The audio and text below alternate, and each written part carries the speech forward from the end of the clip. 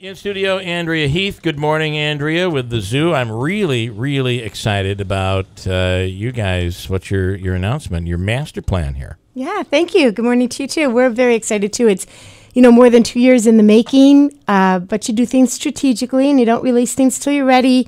And we had to, just bite the bullet and say we're ready to tell people what we've been working on. Yeah. So big, as in this would transform the zoo into something like we probably would not even imagine that would be here. That's right. And really to meet our potential. That's what we think. It's, it's time. And not only transform the zoo, but we are already experiencing people coming from all over to visit the Utica Zoo. Right. We've talked about it here on this show about our red panda encounter, people taking their vacations to come to Utica. And this would be a deal breaker. It'd be awesome for our community. So talk about what the plan is. Well, the plan is to continue with the zoo breaking into geographic regions, but to really have some signature exhibits in each of those regions. I mean, we're talking about an orangutan exhibit, snow leopard returning to the Utica Zoo, tigers, an Adirondack Lodge that has underwater viewing of river otters and black bear. But the really cool part of this is every area has some type of addition that would bring inside buildings, inside opportunities, so that the zoo would really become four-season, right? Yeah. And not only that, but to be able to host things at the zoo in a much easier way. I mean, we had a really awesome rollout party last Tuesday, and we had it in the pavilion, and we had, it was the decor was gorgeous, the catering. But if it had rained, the party would not have been as amazing as it was. You got lucky. We were blessed. And the other thing is bringing the animals into more of a natural habitat. Absolutely. Which is important today. People really want to see that today. It's important to all of us, which is why we have this campaign right now called We Don't Like It Either, which is very honest and transparent, and it's for our gibbons. We don't like the bars. We don't like that old-fashioned 1927 building that we have. And so we're almost there with this $350,000 campaign that we launched just last December 1st. Wow. And we're almost there because of this match that somebody's doing with us, that for every dollar up until October 31st, it's getting matched up to $25,000. Wow, that's awesome. And we're close. So this was the exhibit that we were talking about when Gallagher was in, right? When Gallagher went behind the scenes and said, I don't remember if it was like crowdfunder or one of those, but he was like on it that minute. He said, why don't you show this to people? And he was right. He's the reason all this is happening. Well, that's what he's going to tell you. Wait, please don't. This is because of Gallagher. Gallagher did this. Okay, when he comes again, because you've just said that, when he comes again, we're going to talk before you bring him over to the zoo. Okay, you think? So I was going to tell you that. That's all right. He changed the radio station. He went next door to Utica Mac. He was changing the way they do their vehicles. I don't like the logo. I think the logo should change. Now, Andrea, do you feel like if you had taken Gallagher's advice, you may have had the new primate building already? Yeah. We'll stop here. She's uncomfortable. I'm giving you a look, Andrew. Yeah. This is a very long range, right? 2 decades and beyond, right? Right, and thank you for bringing that up. This is 3, 5, and 10 years with a view on 20. And, what I really want to say is we're working with our community with this. I mean, we're asking people to help us. And I have to say, it has been amazing. Just yesterday, someone called a really prominent businesswoman and said, instead of sending Christmas gifts to all of my clientele, high-end clientele, that what are they going to do with these gifts? I'm going to make a contribution, a 5-figure contribution to one of these ideas in the master plan in their honor. And we went right with that. We'll have one of these booklets. I'm holding up this booklet that's beautiful.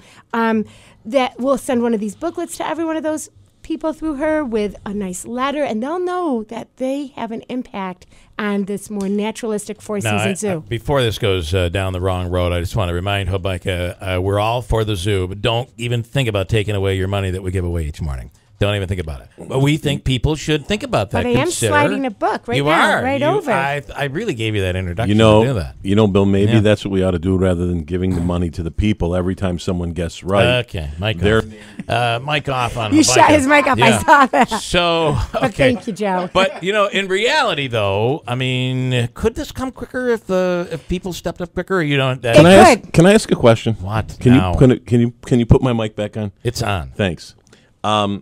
First of all, a zoo is considered a museum, right? A living museum, that's correct. It's curated and has educational messages. So, I always thought, and this was just my idea, why not partner perhaps with the Children's Museum, and then you could use that partnership to expand the zoo as well. Would they be willing to? Would they be willing to? I don't know get whether involved? they would be or not, but I'm thinking that it seems like they would dovetail together. I just was curious if anyone ever thought about it, because that was just something that I thought about at one point. To actually have the Children's Museum at the zoo. That might be and very then, interesting.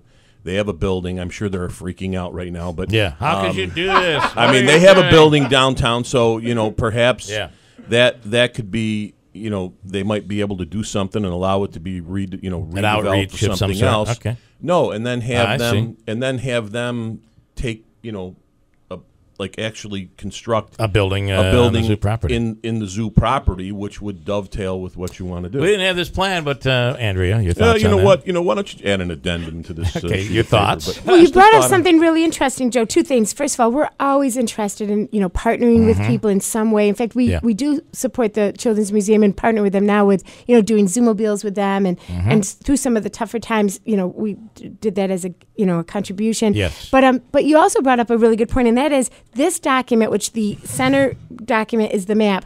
It's a fluid document.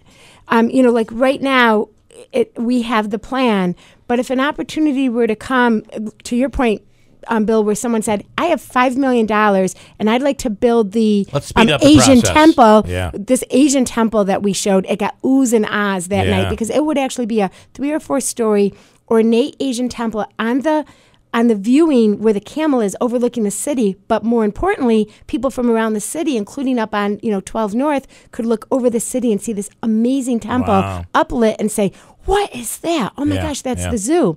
So if someone came about with, monies that and said, we weren't going to do the temple for maybe 5 or 10 years because it's so expensive, but somebody came forward and said, let's do that now because that's going to make a real difference for the zoo and the animals that are there. We would do that before it was planned. And, so we're interested in partnerships. We're interested in growth.